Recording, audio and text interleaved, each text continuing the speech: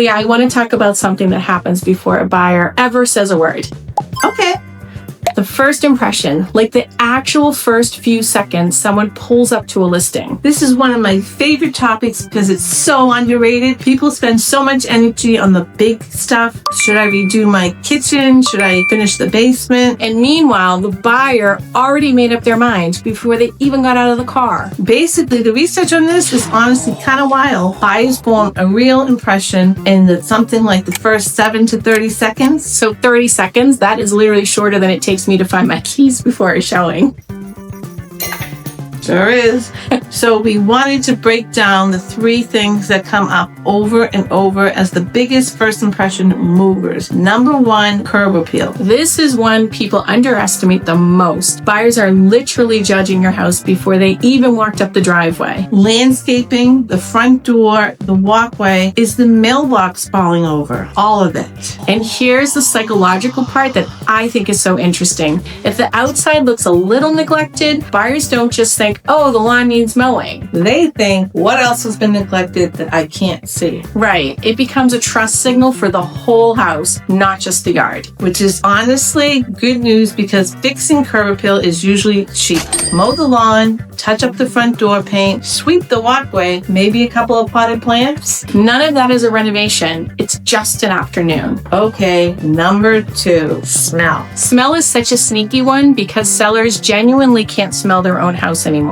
You get nose blind. It happens to everyone. You live somewhere long enough, your brain tunes it out. But a buyer walking in for the first time notices instantly. Pets, cooking smells, a musty basement. And it hits people emotionally before they can even talk themselves out of it. You can't logic your way past a bad smell. And the fix is almost annoyingly simple though. Fresh air, open some windows before showing. Don't go heavy on candles or plugins trying to cover it up. Because overcorrecting with a strong fragrance can actually raise its own red flag. Buyers start wondering what you're covering up.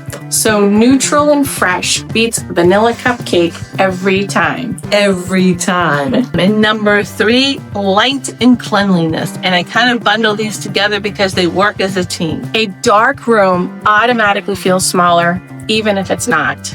Even if the square footage is identical, perception just changes with light. So open every blind, turn on every light, even during the day. And replace those burnt out bulbs you've been meaning to get to for 6 months. We all have that one bulb. We all have that one bulb. And then cleanliness on top of that, dusty surfaces, dirty grout, flooded countertops. Buyers read that as a maintenance question, even when it's just a simple fix. It's not about being perfect. It's about signaling this home has been cared for. That's really the thread running through all 3 of these: curb appeal, smell, light and cleanliness. None of it is about impressing anyone with taste. It's about buyers feeling something before they even think anything. Emotional first, logic second, that gut reaction in the first 30 seconds colors how generously they interpret literally everything else in the showing. Which is honestly great news for sellers because none of this requires a big budget. A weekend of decluttering and cleaning will usually do more for your sale than a 5-figure renovation. So if you're getting ready to list in Westford or Chelmsford and want a second set of eyes on this stuff before your first showing, that's one of our favorite part of the job. We'll walk through with you and tell you exactly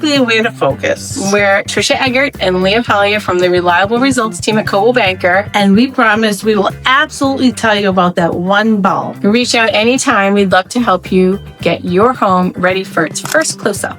See you next time.